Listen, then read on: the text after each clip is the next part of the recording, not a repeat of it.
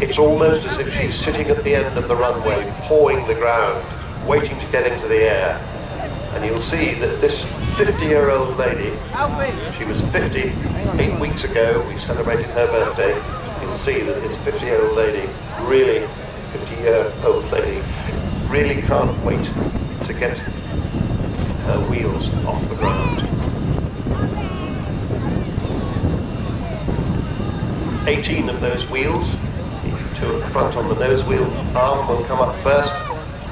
The other 16 will follow shortly afterwards. That's called rotating the aircraft. So one of her birthday presents was to get rechristened. The Spirit of Great Britain. It's painted on the side of the nose now, because she does encapsulate the great British never say die bulldog spirit.